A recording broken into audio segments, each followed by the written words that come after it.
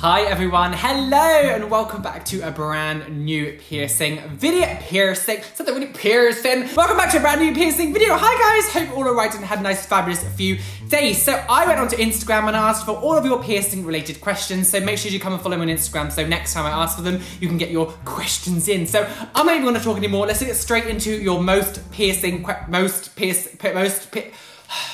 just get onto questions.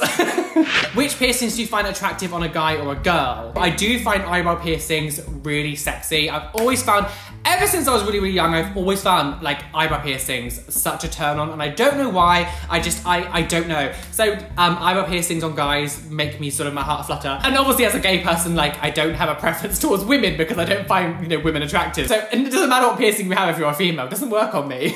My belly button bar grew out. Would you suggest getting it re-pierced behind the original piercing? So for this one, I would say definitely let your piercer see it, unless like it's hard for me to tell unless I can actually see it. I would say personally, if your belly button piercing has already grown out, I don't know if it's really the best idea to get it redone, just because it's probably going to grow out as well and you'll probably be left with quite a bad scar. Maybe try and get the bottom of your belly button done or the sides or something, just to be a little bit different. Is there anything you can do after you realize your piercer effed up your daith piercing and it's not in deep enough? So once the piercing is done, it's done. The only thing I can suggest is you'd have to take it out and get it re-pierced a little bit further in. You'd have to get your piercer to see, because the daith is really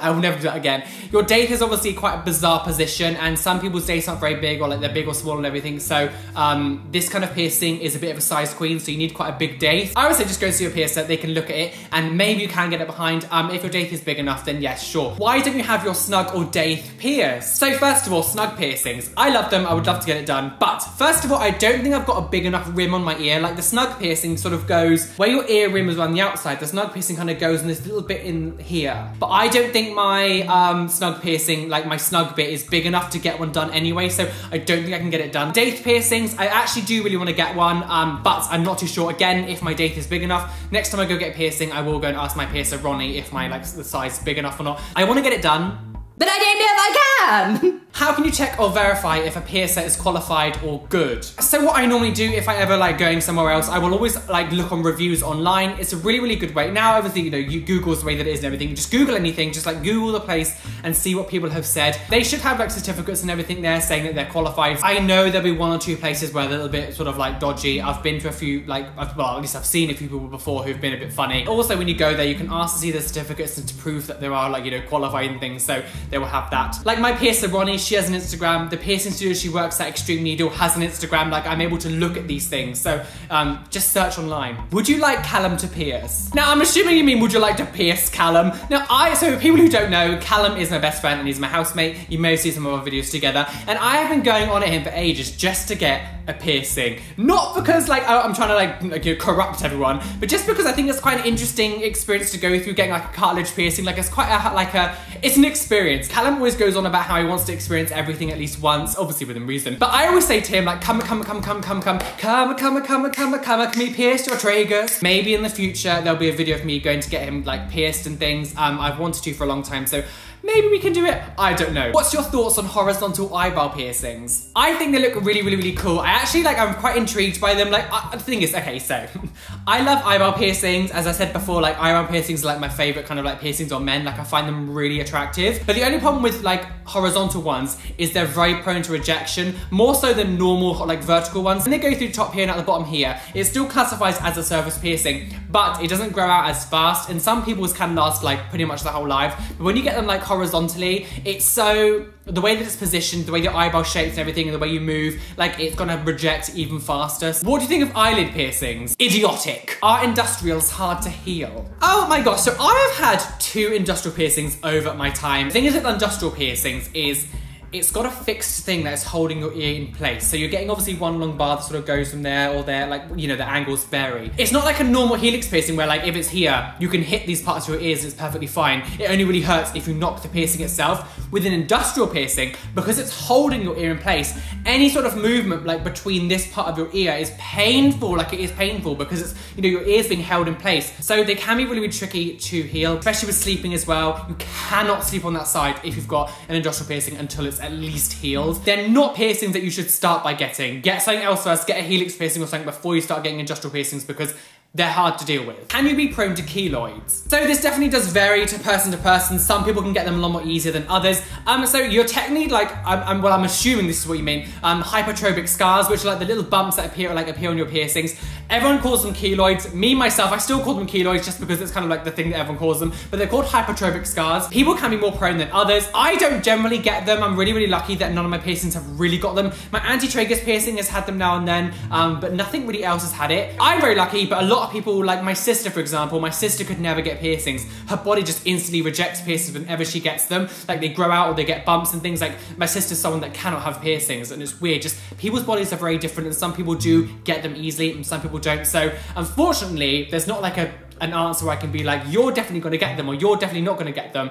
You just kind of have to do it, look after them and just see, because some people just get them. What made you become a piercing model? I mean, I don't know if I would say model.